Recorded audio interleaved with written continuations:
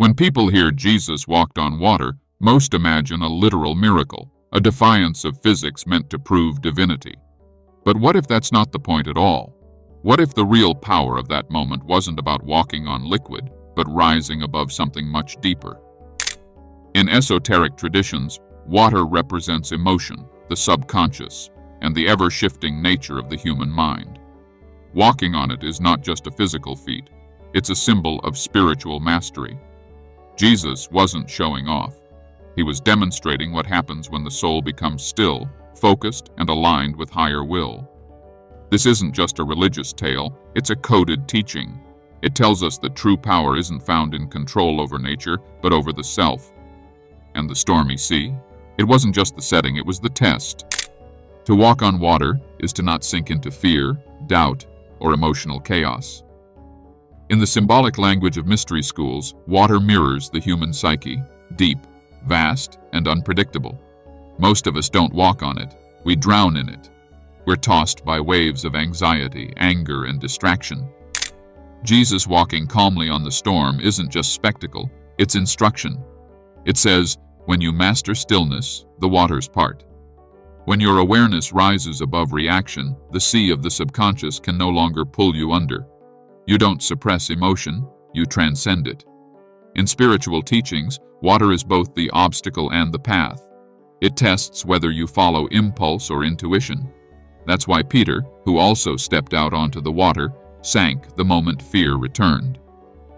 The lesson? Miracles don't come from belief in God, they come from alignment with divine nature inside you. The sea, in mystical terms, is the emotional field of the soul, the place where inner storms rise. Most people live reacting to its waves, but Jesus walked through it unmoved, not because he controlled the sea, but because he wasn't controlled by it. Stillness is power. In spiritual science, it's not passivity, it's conscious non-reactivity, the ability to remain aware and steady while the outer world shifts. That's what walking on water symbolizes, inner mastery. Jesus embodied this not just as a man, but as a mirror for what we can become. This act wasn't about magic, it was about alignment. He didn't suspend the laws of nature. He was aligned so deeply with divine order that nature bent in resonance. When the storm inside is calm, the world outside can't shake you. That's the real miracle, peace in the chaos. If this made you pause and reflect, subscribe and turn on the bell. There's more truth where this came from. The story of Jesus walking on water isn't just about him, it's about you. It's an invitation. Every wave of fear, every tide of doubt is a chance to practice stillness. We think miracles are rare, but in truth, every moment offers one. The chance to choose peace over panic. Spiritual mastery isn't reserved for saints. It's cultivated through attention, breath, and presence. The more you center your awareness, the less the emotional storms can pull you under. Like Jesus, you begin to rise, not above the sea, but above the pull of reaction. This teaching isn't abstract, it's practical. When your emotions rise, can you stay anchored? When the mind races, can you slow your breath and return to now? That is walking on water. It's not supernatural, it's superconscious. And once you experience that still point inside, the world starts to shift around you, not because it changes, but because you do.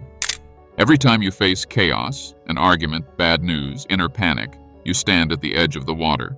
Will you drown in reaction or walk with awareness? That choice defines your spiritual growth. Miracles aren't about spectacle, they're about mastery in the everyday. Jesus walking on water wasn't a one-time event, it's a daily metaphor. Every breath is a test, every emotion is a wave. The practice is in how you meet them. Do you react automatically, or pause and respond with presence? This is where transformation begins, not in churches but in the mind. In ancient teachings, the sea was also seen as the veil between worlds, between the seen and unseen, the known and the infinite. To walk on it meant to bridge those realms, to be human but anchored in spirit. That's the real miracle, staying conscious in the middle of the storm. Why did Peter sink when Jesus didn't? The moment Peter focused on the storm instead of trust, fear took over. This isn't just a story, it's a map of how consciousness works. The mind, when untamed, creates storms. The soul, when rooted in presence, calms them. In Hermetic teachings, water represents the collective unconscious, a vast field of thought, memory, and emotion we all share. Walking on it means rising above collective fear, programming, and illusion. Jesus wasn't just walking, he was showing a path through mass confusion into inner clarity. This isn't ancient history, it's now. Every scroll through social media, every wave of panic in the world is a storm calling you. Will you react like Peter, or breathe, center, and walk? The miracle isn't supernatural, it's mastering your mind while others drown in theirs.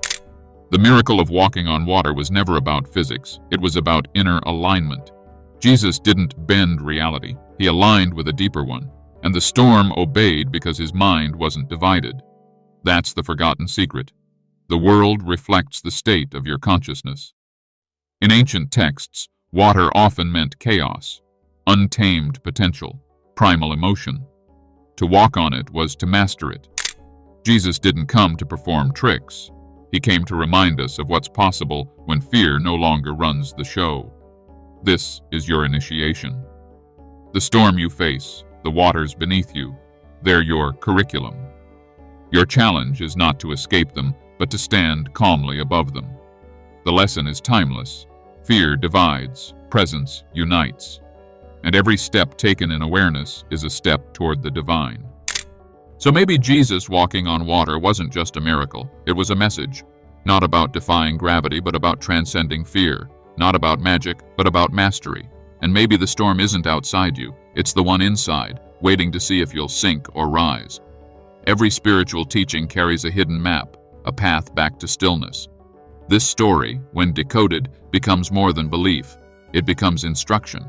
And the real question is not, did it happen, but what does it mean for me?